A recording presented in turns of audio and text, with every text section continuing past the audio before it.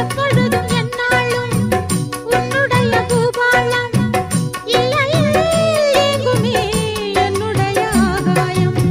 ஜன்னல் வழி நாள்தோறும் மின்னல் ஒன்று கை காட்டும். அம்மம்மா என்னைத்தான் ஆசைகளில் நீராட்டும்.